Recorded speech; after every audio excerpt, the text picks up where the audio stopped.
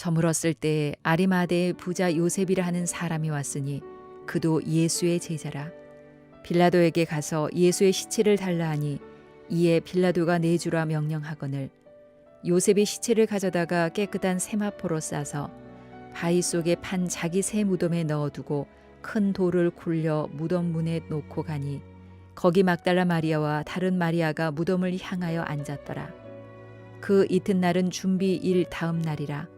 대제사장들과 바리새인들이 함께 빌라도에게 모여 이르되 주여 저 속이던 자가 살아 있을 때에 말하되 내가 사흘 후에 다시 살아나리라 한 것을 우리가 기억하노니 그러므로 명령하여 그 무덤을 사흘까지 굳게 지키게 하소서.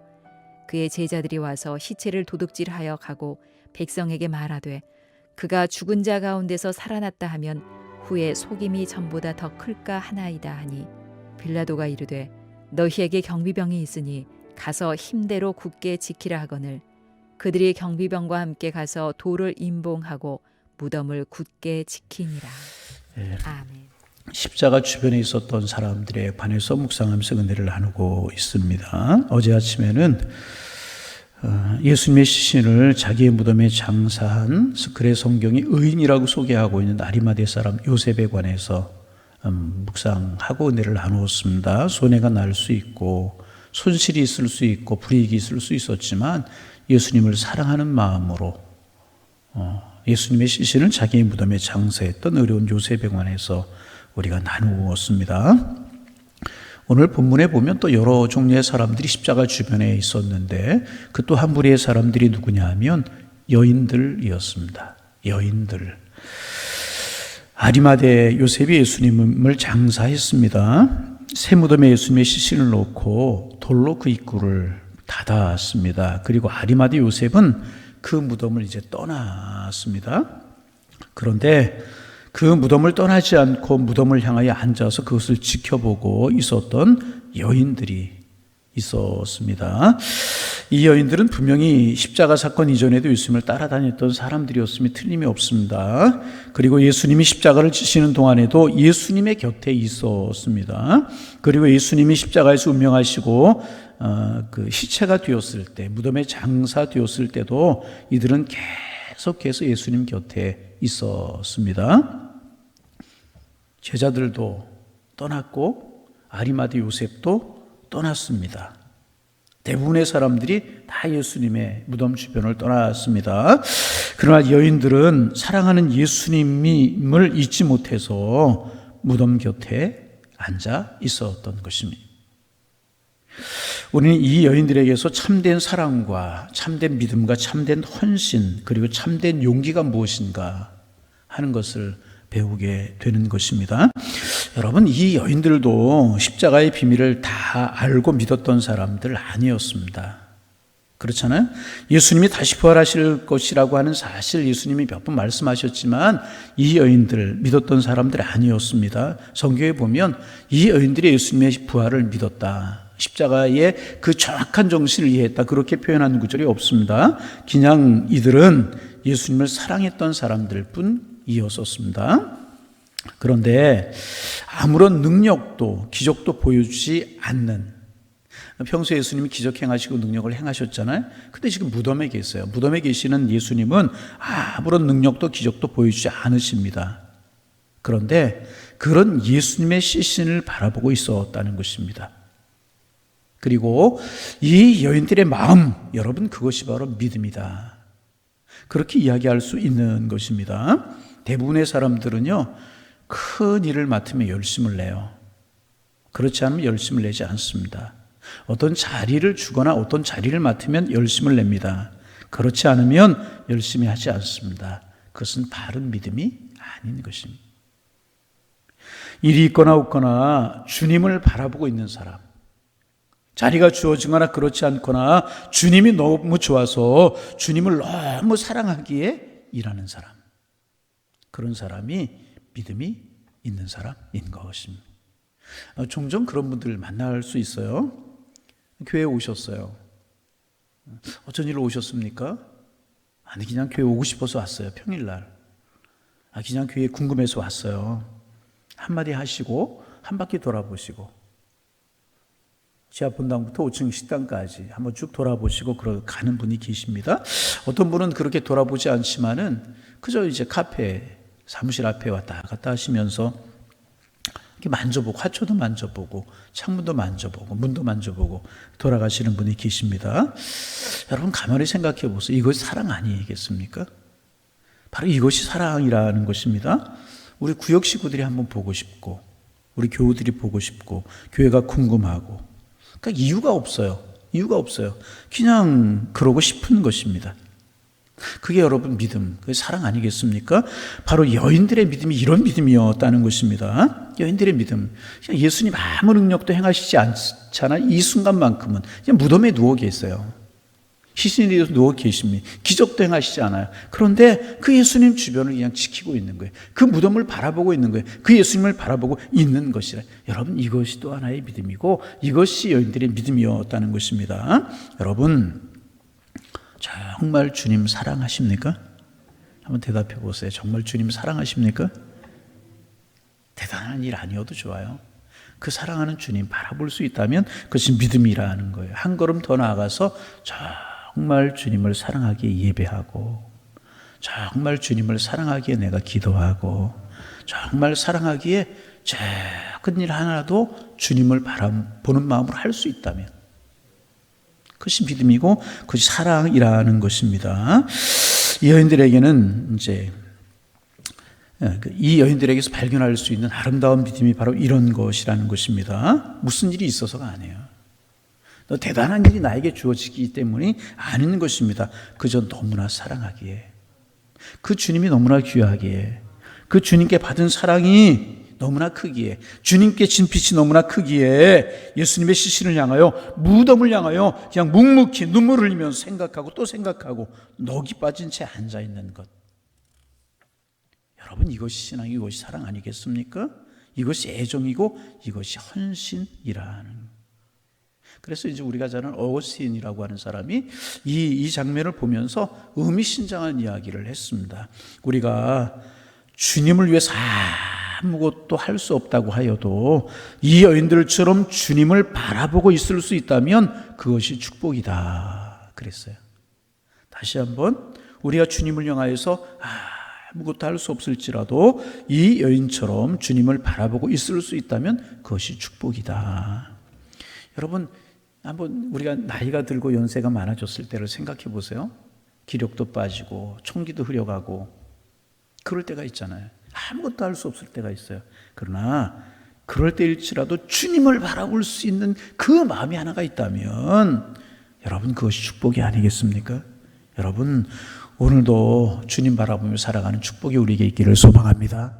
큰일 할 수도 있고 못할 수도 있고 어떤 일 할 수도 없고 없을 수도 있지만은 그저 주님을 바라볼 수 있다면 말이 아니에요. 바라보는 것이라. 결국 이 여인들이 받은 축복이 무엇입니까? 이 여인들 결국 어떤 축복을 받았습니까? 우리 축복 그러면 물질의 부를 이루고 어떤 자리를 얻고 그래야만 축복이라고 생각하는데 그것만이 축복이 아니에요. 이 여인들이 여러분 귀한 축복을 받았잖아요. 예수님이 사망 권세를 이기시고 부활하셨어요. 무덤문을 열고 부활하셨어요. 그때 부활을 목격한 부활의 첫 번째 증인이 되었다는 거예요. 예수님의 부활을 가장 먼저 만날 수 있는 축복을 하나님께서 이들에게 허락해 주셨다는 것입니다. 부활하신 주님을 만난 누구도 아니었었어요. 제자들도 아니었고 베드로도 아니었었습니다. 부활하신 주님을 제일 처음 만난 사람들 바로 이 여인들이었다는 거예요. 예수님을 향하여 사랑하는 마음으로 무덤을 향하여 앉아 있었던 이 여인들이 부활의 첫 번째 주인공이 되는 축복을 받았다는 것입니다. 여러분, 그래서 오늘 이 말씀을 보면서 소망이 하나 생겼어요. 우리 모두가, 우리 성도님들 모두가 이런 은밀하고 이런 소박하고 아름다운 믿음의 소유자가 되었으면 좋겠다. 소박한 믿음이 생겼어요. 여러분, 무슨 큰 일을 한다, 무슨 큰 책임을 맡았다, 내가 어떤 일을, 그것은 그 다음 일이야. 그 다음 일. 내가 뭘 한다, 대단한 것을 한다, 내가 이만한 믿음을 가졌다, 그건 그 다음 일이라는 것입니다. 참으로 주님과 아름다운 관계는 이런 거라는 거예요. 그저 주님 바라보는 거예요. 주님 바라보는 거예요. 여러분 이런 믿음의 소유자들 되시기를 주님의 이름으로 축복합니다. 이런 믿음, 그저 주님 바라보는 그런 믿음. 또 한 부류의 사람들이 있죠. 62절에서 64절에 보면 십자가 옆에 있었던 또 다른 사람들이 나오는데 바로 대제사장과 바리새인들이 나와요. 바리새인과 대제사장들. 그런데 여러분, 우리는 이들의 모습 속에서, 오늘 본문 속에서 아주 놀라운 사실 하나를 발견하게 됩니다. 이들은 예수님의 부활에 신경을 곤두세우고 있었다는 거예요. 예수님의 부활에 신경을 곤두세우고 있었어요. 예수님의 부활에 신경을 쓰고 그런 일이 생길지도 모른다는 불길한 예감을 가지고 잠을 이루지 못했어요, 이들은. 여러분, 이렇게 예수님의 부활을 신경 썼던 사람들이 제자들도 아니었고 여인들도 아니었었습니다. 예수님을 십자가에 내몰아 죽게 했던 바리새인과 대제사장들이 예수님의 부활, 예수님이 죽었어요. 무덤에 계셨어요. 그런데 그 부활을 신경 썼던 사람들이 누구냐? 예수님의 부활할 것이라고 하는 말씀을 생각하고 있었던 사람들이 누구냐? 바로 이 대제사장들과 바리새인들이었다. 여러분, 얼마나 놀라운 역설입니까? 가만히 한번 생각해 보세요. 이들은 예수님과 적대시했던 사람들이잖아요. 십자가에 내몰았던 사람들이잖아요. 그런데 부활에 관해서 신경 쓰고 있습니다. 그래서 어떻게 하냐 하면 이들이 빌라도를 찾아가요. 빌라도를 찾아가서 예수님의 무덤을 굳게 지켜달라고 부탁을 하고 있어요. 저 유혹하던 자가 살아있을 때에 말하되 내가 후에 살아나리라 하더라 한 것을 우리가 기억하소서. 그렇게 이야기하면서 예수님의 무덤을 굳게 지켜달라고 빌라도에게 부탁을 하고 있습니다. 이 사람들은요, 예수님의 말씀을 지금 기억하고 있는 거예요. 예수님의 말씀을. 이들은 예수님께서 부활할 것이라고 말씀하신 그 말씀을 기억하고 있었다는 거예요. 예수님의 말씀을 기억했던 사람들이 제자들이 아니고 여인들이 아니었다는 것입니다. 이들이 예수님의 말씀을 기억하고 있었다는 것입니다. 여러분, 그러면 왜 그 말을 기억하고 빌라도에게 와서 이런 부탁까지 하겠습니까? 왜 그랬겠습니까? 이들이 여러분 불안한 거예요.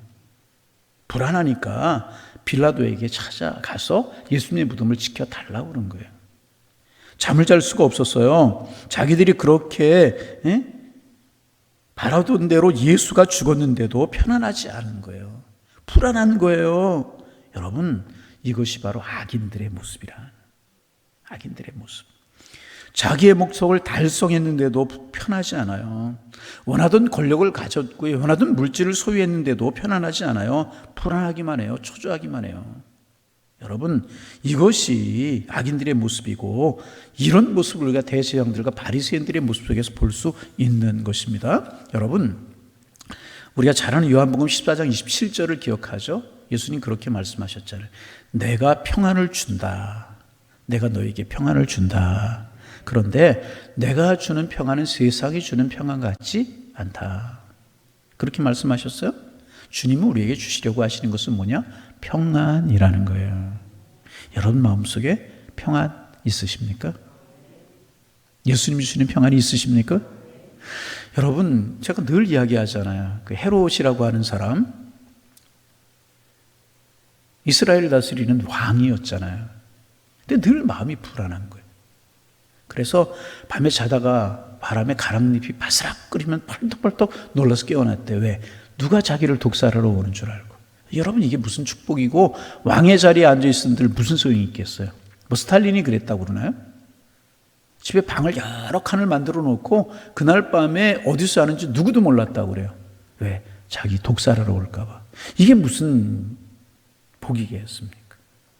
초가 산칸에 누워도 깊은 잠을 자고 주님이 나와 함께 하신다. 은혜가 있고 주님 사랑합니다. 고백하고 있고 그 얼굴에 평안이 넘쳐날 수 있다면 이것이 가장 큰 축복 아니겠습니까? 그런데 대제사장들, 바리새인들 불안한 거예요. 그리고 이들은 성경을 아는 사람들이잖아요. 혹시 저 예수가 부활하면 어떡할까? 너무너무 불안한 것입니다. 이게 무슨 축복이에요? 종교적인 권위가 있고 많은 사람들에게 존경을 받고 부를 가지고 있으면 무슨 소용이 있느냐 말이죠. 여러분 이들의 마음이 얼마나 불안하면 이렇게 있겠습니까? 다시 반복합니다. 부활하신 주님, 십자가의 주님이 주시는 평안이 우리의 마음에 넘쳐나기를 소망합니다. 믿음 가지면 편안할 수 있는 거예요. 늘 말씀드리잖아요. 어머니의 품 안에 안겨있는 어린아이는요, 전쟁과 난리에 소문이 있어도 새끈새끈 잠을 잘 수가 있어요. 왜? 어머님을 믿기 때문에. 주님 믿으십니까? 주님 사랑하십니까?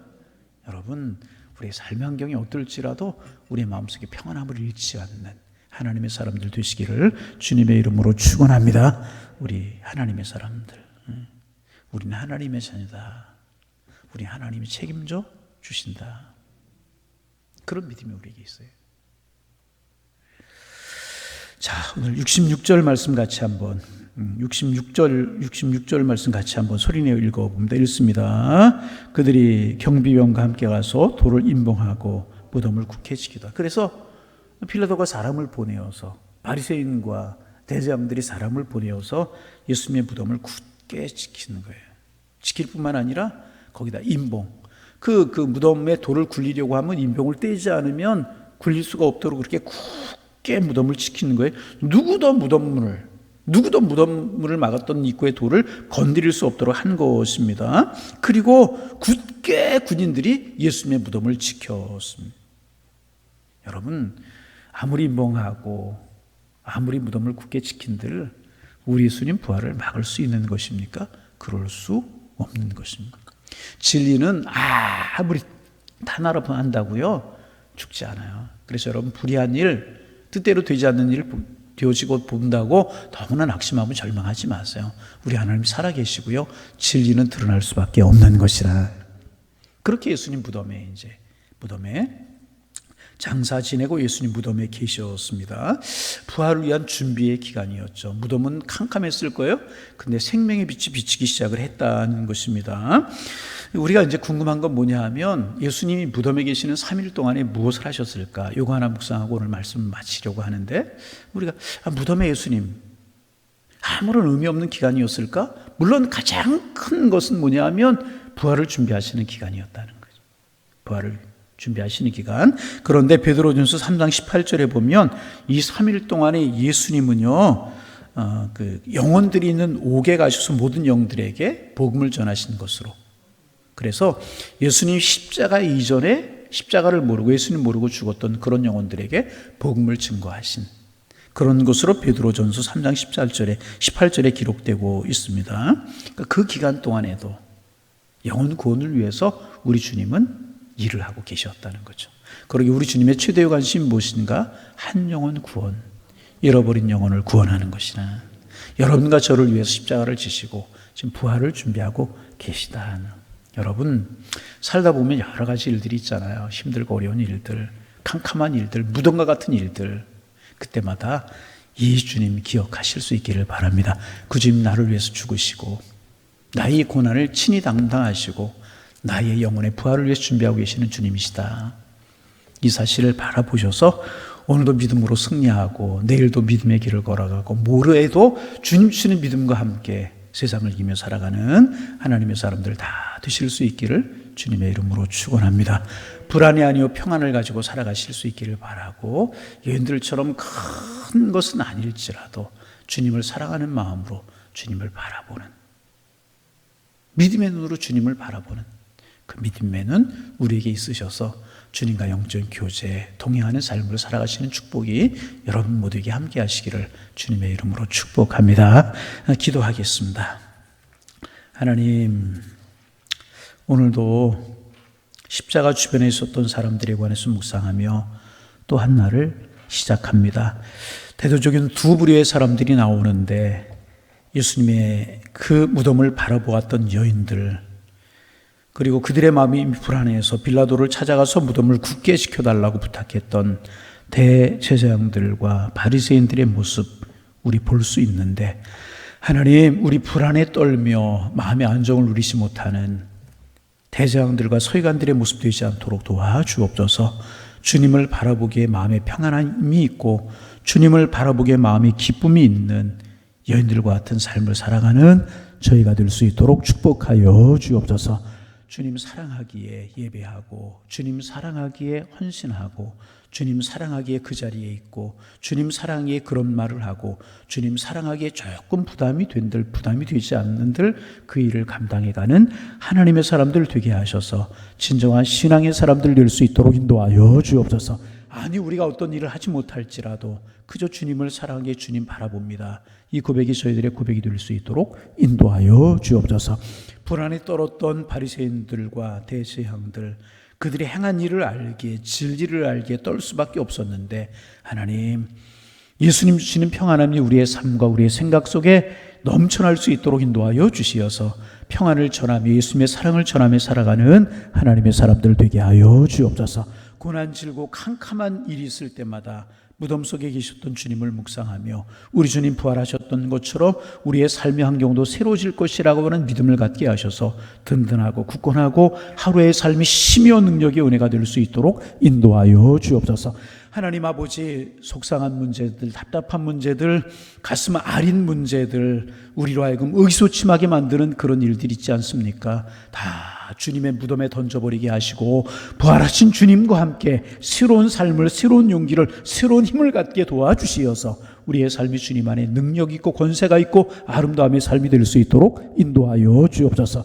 우리의 믿음이 말에 있지 않고 듣는 것에 있지 않고 행함에 있다는 사실 늘 기억할 수 있도록 도와주시고 주님과 힘 있는 삶을 살아가는 저희들 될 수 있도록 인도하여 주옵소서.